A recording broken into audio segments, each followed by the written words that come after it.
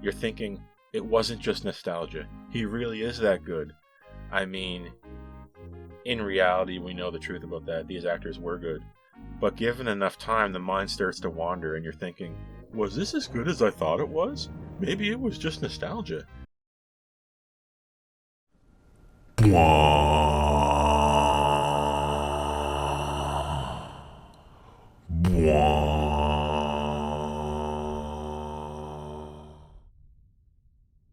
There it is. The Devil's Thorn. Wow, what a hilariously evil name and hilariously evil looking design. Cool.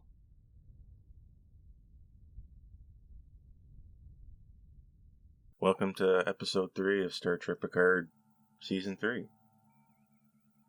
2 threes. What do you know? 17 seconds. That's what this episode is called. What can happen in 17 seconds? Well, a lot can happen in 17 seconds. Or not a lot, depending on how you look at it. A turbolift ride? Maybe that's about 17 seconds. Maybe it's the longest 17 seconds of your life. Was this episode the longest 45-ish minutes of my life? Did I want it to go on? Did I hate it? Did I love it? We're going to find out in a moment. I will preface this review by saying that I was egregiously spoiled on a key detail, a pivotal detail with regards to this episode. I won't spoil it here. I'm going to leave it till closer to the end. You'll see what I mean because I left the subtitles on. Okay? I left the subtitles on. For those of you who have seen this episode, imagine watching the first 5 minutes and seeing the crew of the Shrike and then seeing the aliens at the control panel. And now imagine the name of the speaker, okay, in front of their alien language. I didn't even know what they were saying, but I knew who was saying it because I forgot the subtitles on. Sometimes I can't hear that good, and I like to pause, and I like to read the entire line and really absorb it. Sucks to be me, I guess, because I was totally spoiled. And it just shed a bad light on the rest of this episode. No fault of the episode on its own, but I was just in a sour mood. I was going to learn the secret details in half an hour anyway. Is half an hour a big deal? You learn the secret now versus learning it not even an hour later? 17 seconds, is that a big deal? What can happen in half an hour? What can happen in 17 seconds? Let's find out. This is 17 seconds. Picard, Season 3, Episode 3. Let's get right down into it. A plot, B plot. A plot. We have a before intro sequence, just setting up. Listen, we're in a cat and mouse game with the Shrike. At the end of last episode, it really appeared as though Picard took command, as it were. But Picard is just back to being second or third fiddle. Kind of like the last episode, the ending of It Didn't Happen. I'm going to give this show the benefit of the doubt here and just assume that Picard is still an acting admiral. I'm going to continue reviewing this episode and further episodes as if he's an acting admiral and he has that rank and he's not retired, despite what I thought I saw in the first episode. I'm just going to go ahead and assume that. He's acting like it, so I'm going to act like I believe it. Picard is an admiral. But he's not always pulling rank. You see, he's courteous. You know, he's nice. He's just being kind. Maybe people don't like it when you pull rank every 5 seconds. I can listen to you if I outrank you. But if I pull rank, I can just say, hey, I don't have to listen to you. You have to listen to me, in fact. But Picard, I guess, is not doing that. Picard is back, second banana, third fiddle, what have you, standing back and allowing the captain to do his job. We're running away from the Shrike. How do we hide? We're getting electrical and biological signatures from inside the nebula. Biological signatures. My mind was racing. And I hope it was racing to somewhere cool. given the conclusion of this episode, what I had imagined in my mind is probably cooler than what they had come up with. However, we're not done yet. We don't know all the details about the nebula. So I'll save my conclusion until I see their conclusion with regards to the details of the nebula. Suffice to say, Shrike and Titan are in the nebula. Cat and mouse, where are you? I can't find you. Go look out the window. I thought this ship had cameras all over the place. Although in engineering it is often said that visual inspection beats everything. If I had cameras and visual inspection, I'd rather have that than cameras and no visual inspection. So I'll give the episode that. It's probably a good idea to have people looking out every window. I mean, sensors down, standard optic cameras, standard optic eyes. Pretty good combination, I guess. That about covers it for our before intro sequence. After the intro, we get a before sequence. What's going on in the before times? We flash back to, 20 years ago? So this would be like 2380 something. New Trek never wastes the opportunity to introduce a new in-between uniform one-off design. And what we have here is Riker wearing what looks like, admittedly, a pretty cool, slightly futured up version of the Deep Space Nine / First Contact uniform, if you know what I'm talking about. Never waste an opportunity to shove in a new uniform. You know that one's going to be for sale somewhere. Although every time I mention uniforms, almost every time, somebody in the comments says it's okay to have a bunch of different uniforms at the same time. And they always say it, and I don't know. I don't know how I feel about that. I like when the uniforms are like kind of consistent across the board. But I mean, maybe I'm looking a gift horse in the mouth. Maybe it is cool to have all these different uniforms, and I'm just being an old stick in the mud.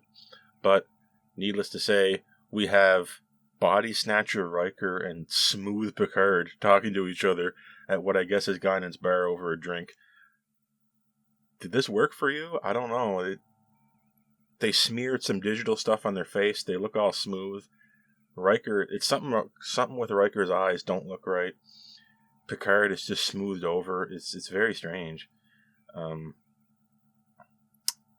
Maybe we could have got away with just some hair dye on Riker and just, I don't know, film Picard with a different lens. Man, what is it with people? One day they look kind of young and they look kind of the same, and then one day, bam, they look old and they sound old. That happened to Patrick Stewart.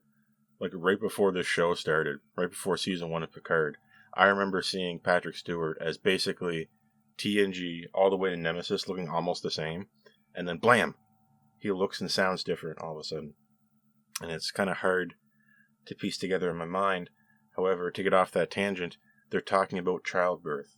Riker is talking about the birth of his first son, who we know the fate of. We learned in Star Trek Picard Season 1 that he died of a disease they could not cure. That's beside the point. The point is, Picard is congratulating him on being a father. You know you would just burn the whole world to save him. Hopefully you wouldn't burn the whole ship to save your son. Let's keep your priorities straight here. And Troy chimes in just on one of those new Trek holographic displays that just appears out of nowhere. You better come down here, the baby's puking, and by the way, bring the alcohol. Whatever. And that's basically our flashback. And we're establishing a theme here. We're establishing the theme of childbirth. One of two themes I noticed in this episode that we'll get into later. Back on the Titan, I guess Beverly's just okay. Last episode, she was being propped up by Riker. Now she's walking around, assisting people, and you can even see her carrying a patient to a bed at some point. I guess people heal fast in the future. I'm willing to believe that. I'm not willing to believe necessarily that it can't detect internal bleeding. Magically, all of our patients just kind of leave medbay, and hey, we better just leave Picard and Beverly to discuss this, okay? Let's just all conveniently leave now, and they just leave. And we have this moment between Picard and Beverly. And in my opinion, for those of you who have seen it, I'm on Picard's side here. I'm on Team Picard, #Team Picard. I don't understand anything Beverly was saying. This smacks of backwards writing. What that is that we knew, for dramatic purposes, we had to give Picard a son. And then we had to write a way for him to have not known him. And it's hackneyed and just sounds wrong to me. Beverly just basically says, listen, there's a target on your back. One day it's this, the next day it's that. Plasma grenade blows off a few meters away. I can't tell him about you. He'll just lose you. You'll die. So basically, because Picard lives a dangerous life, which we never believed beforehand. Sure, it's dangerous being in Starfleet, okay? Picard is not that special. There's a lot of other high-powered captains, Admiralty. I guess they don't have kids. I guess they just decide to forego family life. I guess nobody is directly descended from previous Starfleet royalty, as it were. There's people live dangerous lives in real life. But they get on with it. Like Beverly is just saying, I want to have my cake and not eat it. Which is no way to live. By the way, I didn't tell you about your son for 20 years. I don't know. I mean, you may think differently, but for me, I didn't understand Beverly's reasoning here, and I understood what Picard was saying. You don't get to judge me before the fact. You took away the most important decision of my life. Pretty damning on behalf of Beverly, I must say. Maybe you think differently. But at the last moment, the killing blow, Beverly tells Picard, listen, when he was old enough, I told him who you were, and he could go see you if he wanted to, and he chose not to. And that you can just kind of see, you can rewind it, and you can see the exact moment that Picard's heart breaks in two. And he just kind of dies right there. He's left to rot on the vine, and he just leaves. Riker, let's walk and talk. And for a moment, TNG Picard came back. Me and you, we're talking now, let's go. Riker and Picard, we're walking, we're talking. What did Beverly say? It's immaterial. We need to get off this ship right now. I owe the captain an apology. The most sense Picard has talked in this entire season so far. What we did here was wrong. We need to go to apologize to the captain right now. This was dumb. I came here basically at the behest of Beverly, realized this guy was my son, and now I realize he really doesn't want anything to do with me. So why do I want anything to do with him? We learn how that feeling evolves later, but for right now, I have to say I agree. Let's go apologize to the captain, maybe. We stole the Titan, and we're getting people killed, I think. This is a little bit crazy. You know, we turned that dial all the way up to 11, okay? Wow, this got out of hand really fast. Tell me about it. You know, we have a scene between Jack Crusher and Riker. Riker's just watching him walk back and forth. Very curiously, Jack Crusher talks to Riker, and Riker says, you're the result of like a 20-year-long science experiment that I witnessed on this ship. I went back and I watched it again over and over again. You're the result of a 20-year-long science experiment. And then he says, I witnessed on this ship, the Titan. This is a totally different Titan. And why did he say science experiment? Like, what is he talking about? I had speculated that Jack Crusher was like a clone of Wesley's father. We'll put it at that. Because when you watch the intro or the ending sequence, Ed Spieler, Jack Crusher, his name comes up. DNA sequence behind him. I'm thinking cloning. Like, what's going on? Why would he say science experiment like that? Methinks there's something going on here behind the scenes that we're not grasping fully yet. In the open, in the broad daylight, something going on in the shadows. Jack Crusher says, my mother used to talk about you guys, and her eyes would light up.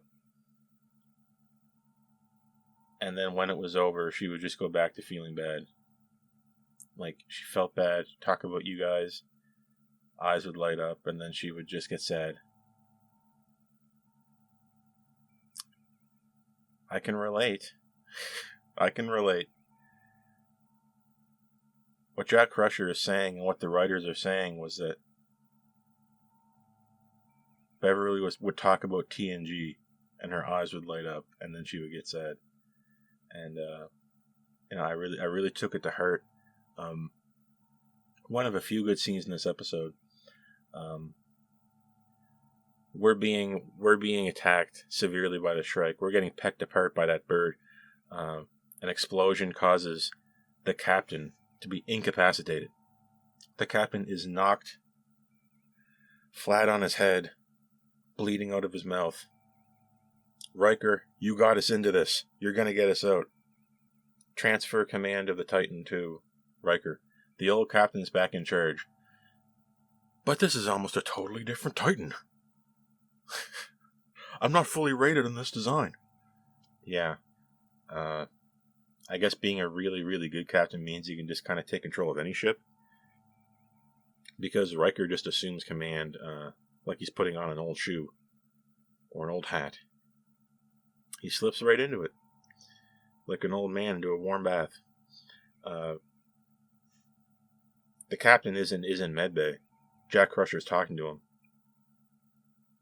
The captain takes a moment to say, "How do they keep finding us? How do they keep finding us?" To Jack Crusher, and I'm thinking, my mind is racing. I'm thinking, holy crap. Jack Crusher, they can detect Jack Crusher. How are they doing that? They said that there's some kind of biological, there's an electrical and biological component to this nebula. I was thinking that Vatic was telepathically talking to the nebula, and the nebula was like one big super organism. I was like, whoa, what's happening? The nebula is alive? It turns out that wasn't the case, or maybe that is the case, and I'll find out way later. But Jack sees the blood trail coming off the captain. Breadcrumbs, we're leaving something behind. Leaving a trail of breadcrumbs, just like New Trek. Leading you on. Everything ends in a cliffhanger. It's a real page turner, as it were. But for some reason, Jack Crusher, this is my main complaint so far, really, with Picard Season 3. Like, let's just forego the dark lighting and the design of the Titan. Let's just forget about that. The Titan, they're establishing the Titan as such a lackadaisical ship in terms of command, totally at odds with how we were introduced to Captain Shaw. It's totally counteracting that. Shaw, you see Shaw and you're thinking, okay, this is a tightly run ship, good. 7 aids Picard and Riker to bring a fugitive on board. 7 is busted down for insubordination. You're confined to quarters. She leaves quarters and takes a tactical team to find Jack Crusher. How? How does that happen when you're confined to quarters? Shaw says, you may have just earned back your commission, or whatever he said. Okay, I'm thinking she's back in action. This episode, no, she's back in her quarters, but yet Jack Crusher can just go... The fugitive Jack Crusher can just go talk to 7, and the guard at the post at the door can't do anything.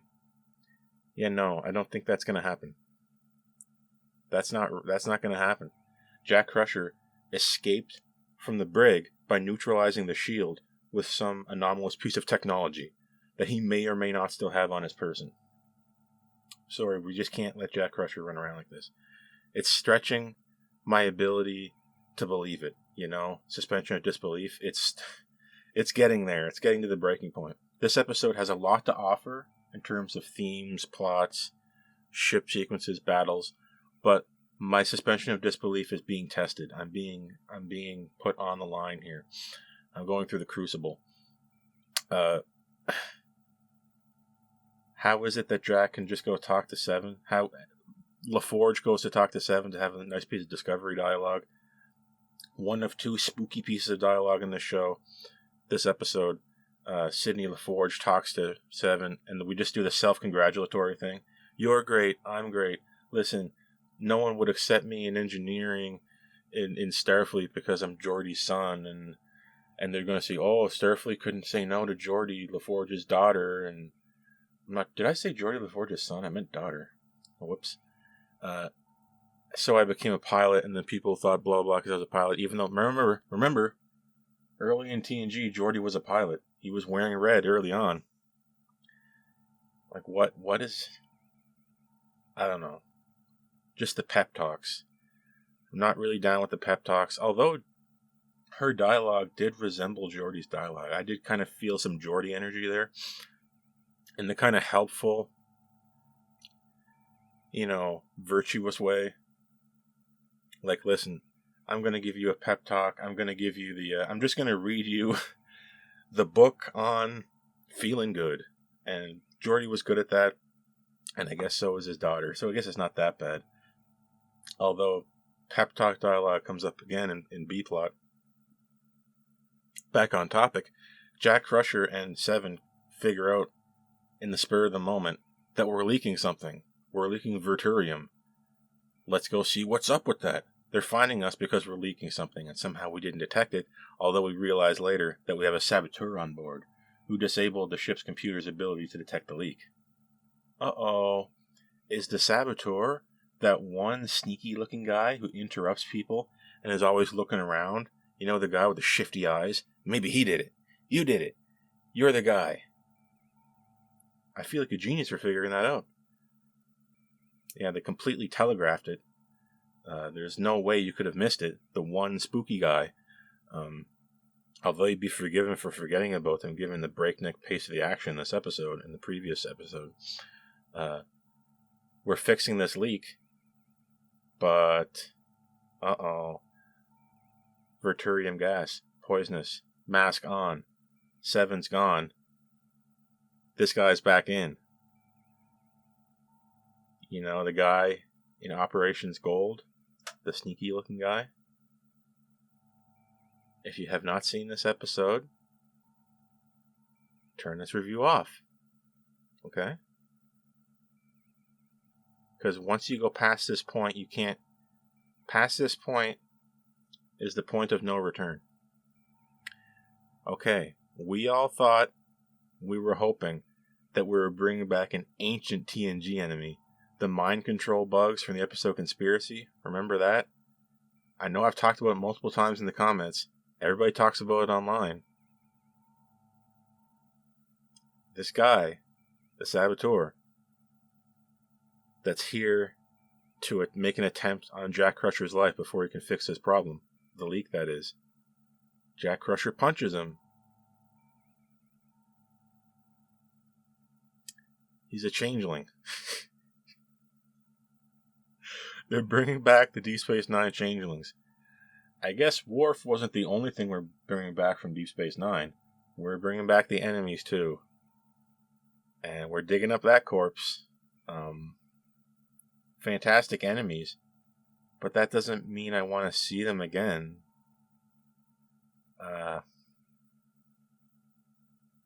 I don't know.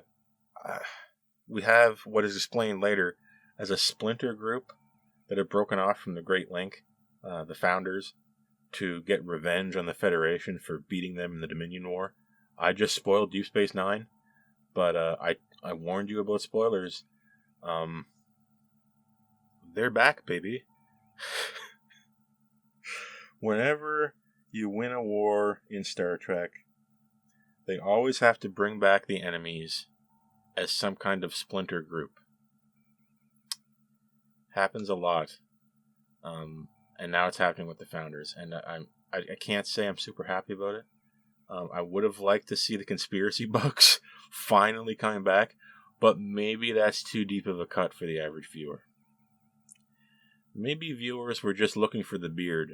You know, they were turning on TNG. Does Riker have the beard? Yes or no? If I remember correctly, was Conspiracy Season 1? I'm trying to think. It could have been Season 2, but I don't know. But I know people historically try to skip those early seasons of TNG. So maybe they couldn't rely on people knowing what it was. They relied on people knowing the founders, though, or the changelings. And I know not everyone has seen TNG. In terms of cultural splash, you have TOS and TNG. That's what a lot of people think. As unfair as that is, you have to admit it to be true. People think that there's Kirk, and then there's Picard, and then there's just all this other stuff, and I never watched it, huh? Well, listen, Deep Space Nine is back, baby. I wish it was back in HD, but it's just back in goopy founder form. Jack Crusher almost dies.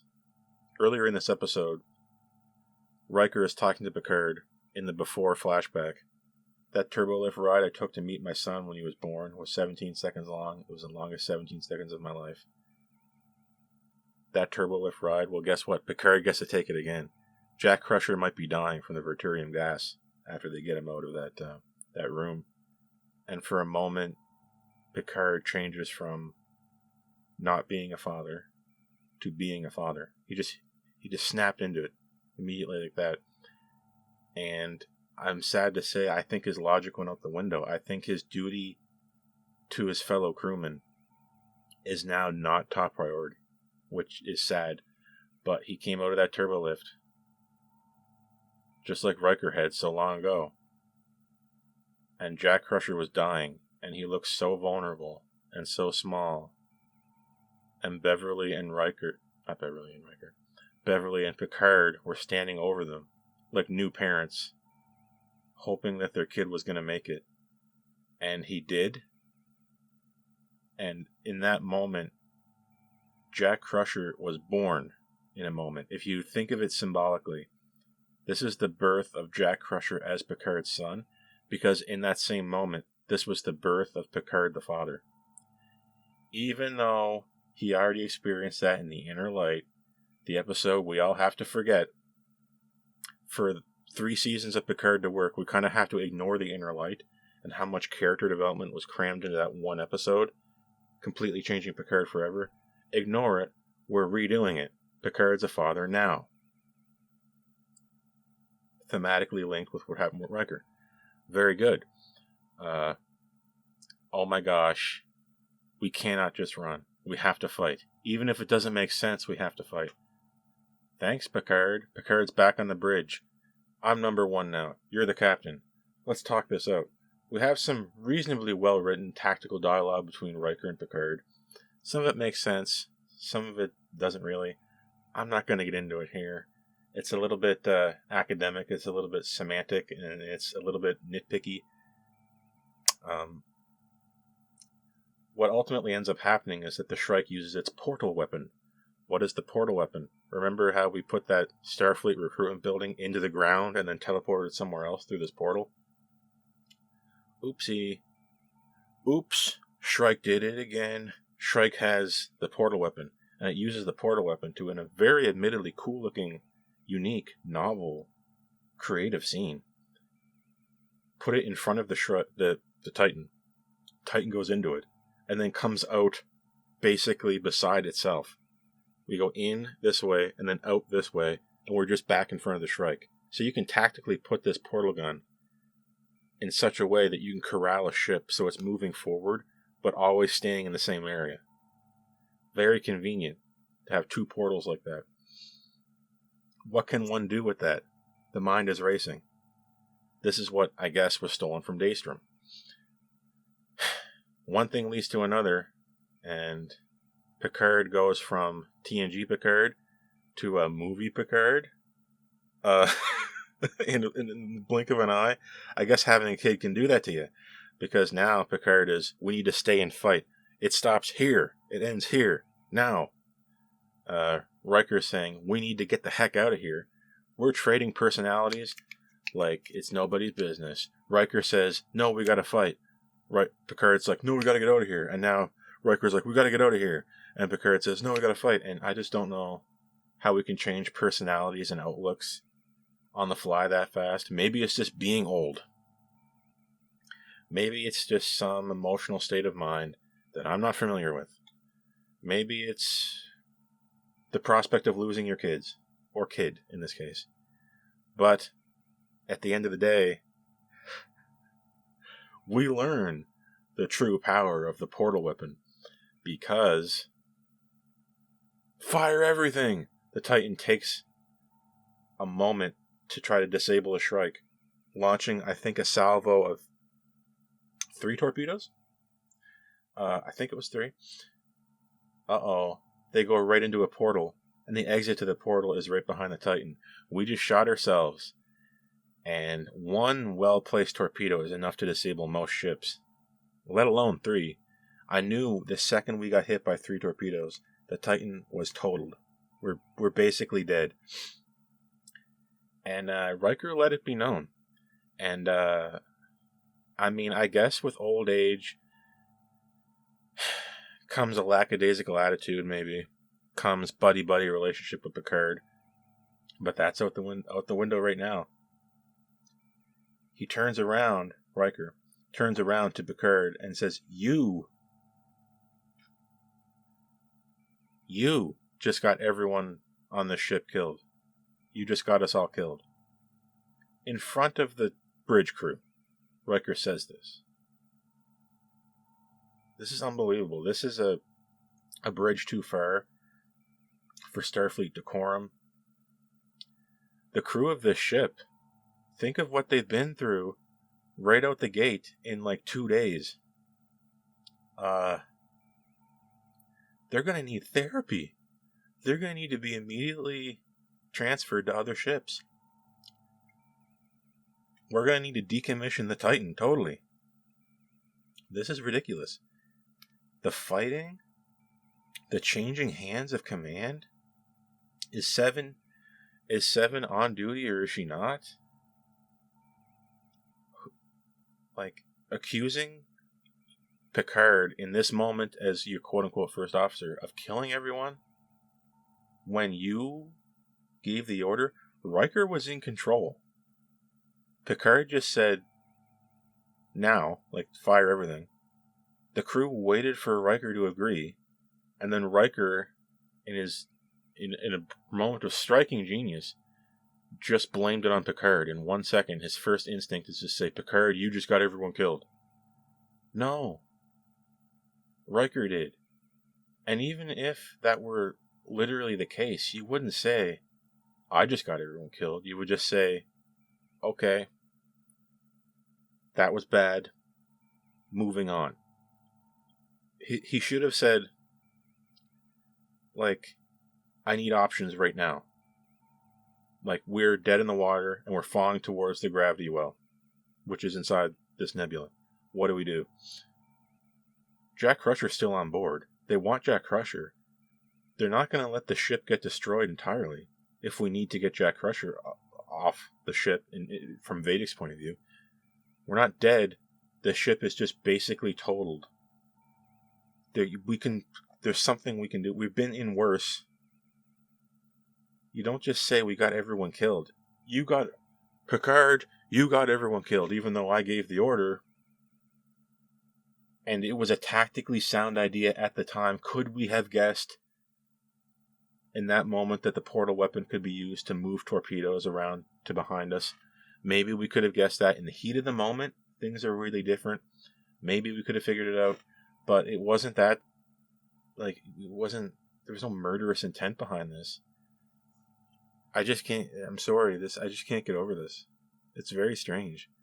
It's not Riker, it's not Starfleet, who was, by the way, leering at Jack Crusher. You did this is your fault. We're here because of you. Well, we're here because, ultimately, we're in this situation because of disregard for command structure. That's how we got here. And that's final. That's your A plot. B plot. We're back on Metalis.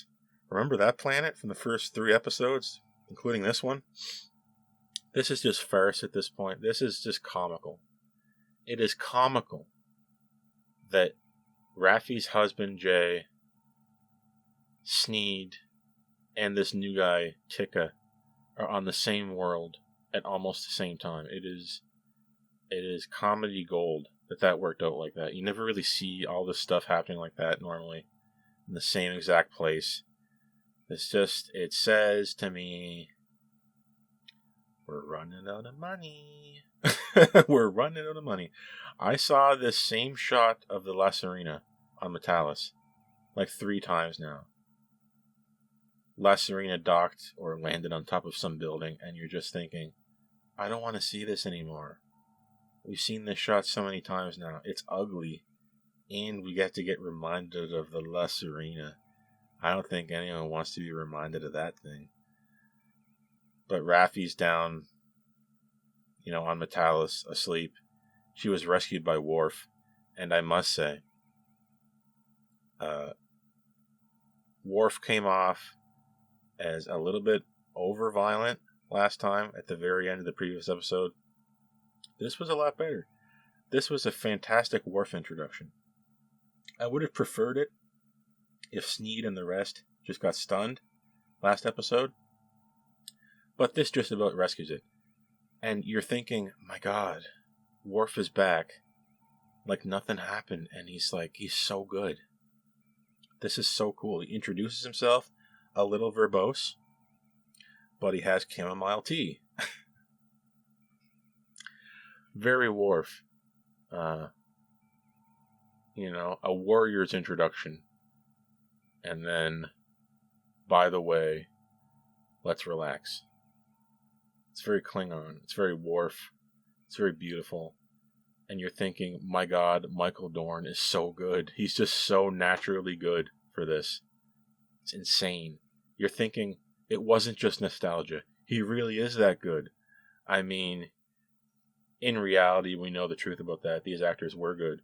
But given enough time, the mind starts to wander, and you're thinking, was this as good as I thought it was? Maybe it was just nostalgia. Maybe the naysayers were right.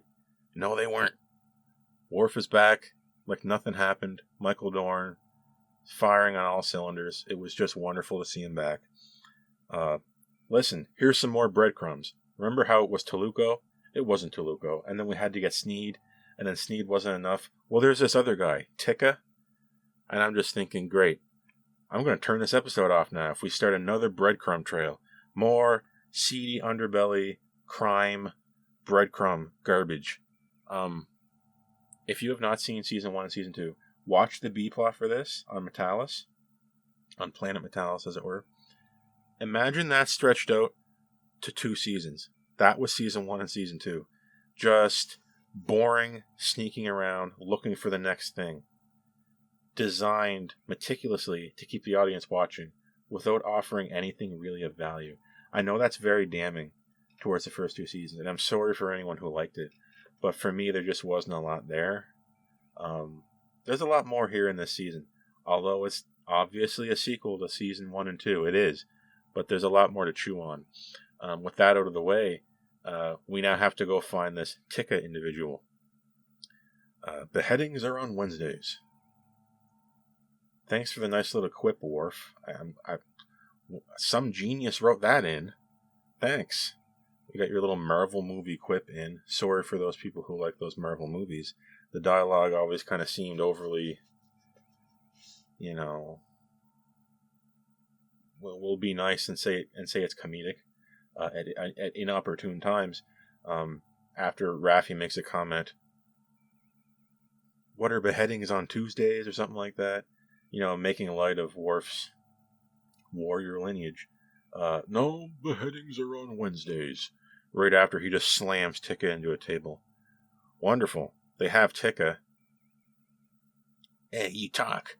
Tika, you tell me what I need to hear. I'm going to rip your fingernails off. Raffi's bad cop, Worf is good cop. You'd think it'd be the other way, but it was an interesting subversion to have Worf be the nice guy and Raffi be the bad guy. So Raffi's laying on the threats.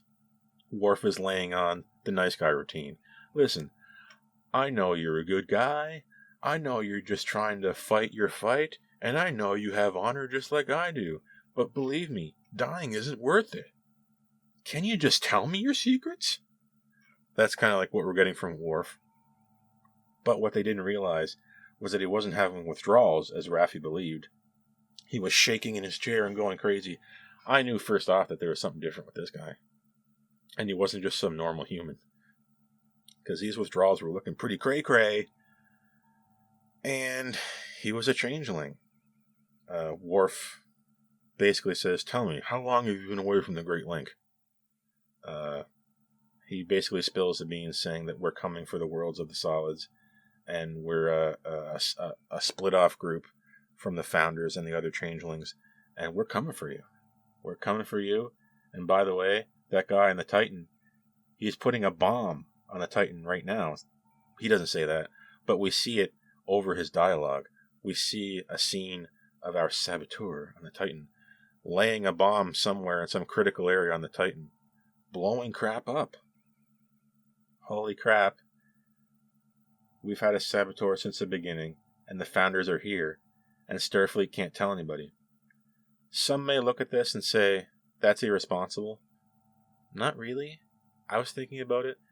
They said, Worf basically said as much, we can't have the public know and the rest of Starfleet writ large know about these founders because it would just cause mass panic.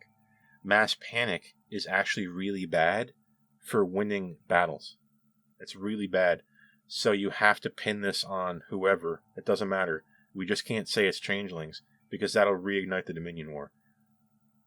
In a manner of speaking, like down the line, this could reignite the Dominion War, but you would be forgiven for thinking, this won't reignite the Dominion War. What do you mean?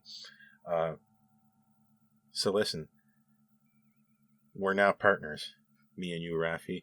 You have the heart of a warrior. No. This is the second of two pep talks in this episode that come off forced and strange. The first one, LaForge and Seven. Now it's Worf and Raffi. I ordered you to disengage. I didn't want to disengage. You're a warrior. You have the heart of a warrior. Now shake hands and let's go. We need to find these founder guys. Not founders, I keep calling them that. These changelings who, by the way, look very different than they did before. Before they were just kind of orange jello. Now they're like some kind of goopy slop. It looks like spaghetti sauce with some cheese mixed in. It looked like puke. It's gross. If that's what they were going for, good. But I like ye old orange jello. Speaking of orange jello, Worf mentions that he found out the deets on this breakaway group of changelings from a very honorable man in the Great Link. Who's that? Who's that, Deep Space Nine guys who watch Deep Space Nine? My Deep Space Nine fellowship out there? Who would that be? A very honorable man. Played by a very honorable actor. Let's just say that.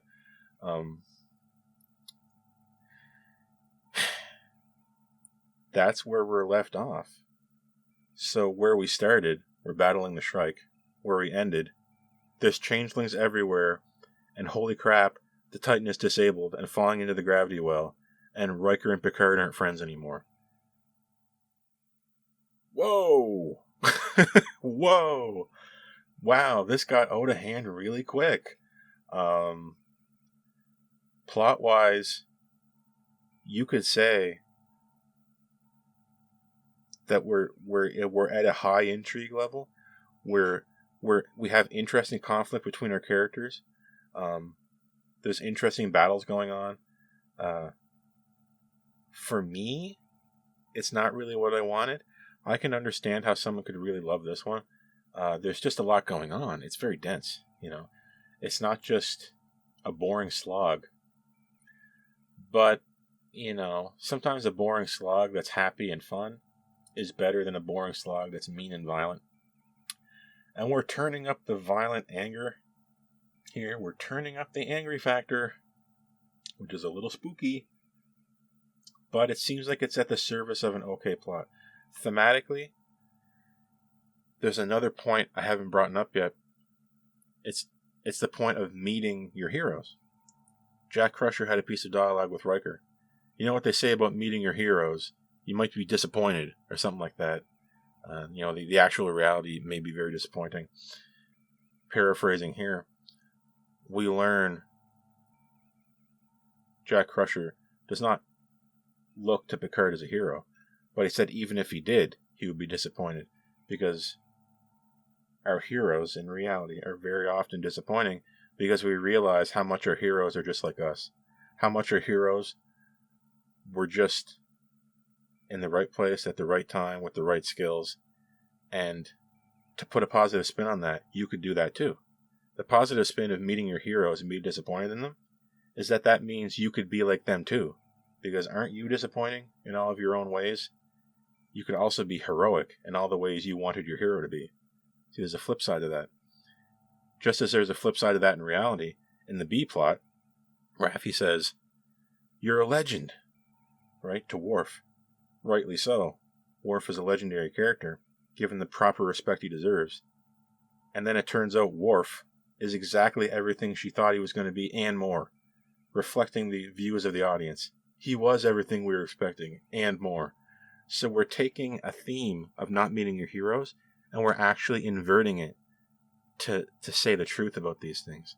It's not so pessimistic. It's optimistic. There's an optimistic note to the themes of this episode. The other one being childbirth, of course, and how it changes your perspective. In this case, for the worse, it's a little bit muddled. Are they trying to say that childbirth now makes you in defensive mode for your child all the time, to disregard everything else? In Starfleet, that's very bad.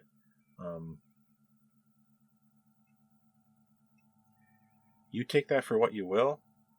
I'm going to go ahead and just believe it's muddled at best. And that's about that. Musically, there wasn't that much going on here. I expected this entire season to be nothing but a total jukebox, in a good way. I didn't really hear much. Maybe the action was just drowning it out and I couldn't follow it, but I didn't feel like I was being taken on a musical adventure so much as I was in the first two episodes. Thematically, we're doing good. Musically, bad. Visually, wow. You're seeing two ships in a nebula fight each other. That's pretty good. I don't like the Shrike. And as I said before, I don't love the Titan design. You might. So it's hard for me to complain that much. I didn't like being on Metalis at all visually, but I did like being in the nebula, so that's a mixed bag. Plot-wise, there's stuff going on. A good test for if the plot was working or the plot is useful or good in any way is if at the end of the episode you're in a totally different place than you were at the beginning. And I might say, we're in a totally different spot at the end than we were at the beginning. So we're winning on a lot of fronts. However, I feel comfortable in saying, just from what I was experiencing, stretching my disbelief about the command structure of the ship, hurting people, some guard gets punched and knocked out in one hit by Jack Crusher. Jack Crusher is allowed to just run rampant. Seven, I don't know if she's coming or going. What's going on with Seven? Riker's in control. We have this hackneyed dialogue where Picard says, "I guess you better call me number one." Ha, right? We've all seen TNG, right? Haha. By the way, I hate you now. Get off the bridge. You just killed everybody. There's a little bit too much wrong for me. There's a little bit more wrong than there is right. But I'm going to be very, very lenient with it. And I'm going to go ahead and give this episode a 5. At first, I was thinking 4.5. But then, on closer inspection and rewatches, I realized Worf was really putting it over the top. The battles look cool. The portal tech was cool. I'm not liking the breadcrumbs saying that, the portal tech terrorism was just a distraction. We're clearly just trying to lead the audience on with that. And frankly, I'm just tired of it from New Trek. Had this been the first piece of New Trek, I would be totally on board. But I'm tired of that kind of storytelling now. You might not be. Like I said, I can see where someone would love this episode. So I had to go with 5. You'll notice that we're on a diminishing returns slope here. 6, 5.5, 5. I'm not saying the next episode is going to be 4.5. I'm saying, honestly, I like the first one best, second one, and then the third one in that order. Here's hoping for episode 4. Episode 4, by the way, popular opinion would have it, that this is the make or break point. 10 episode season, 4 is the make or break. For new Trek, especially Picard, they can usually get away with a few good episodes at the beginning, and then we just go off the rails on the crazy train. Let's hope we stay on the rails. I'm Lieutenant Mark, and I'm going to see you when next time I see you. So long.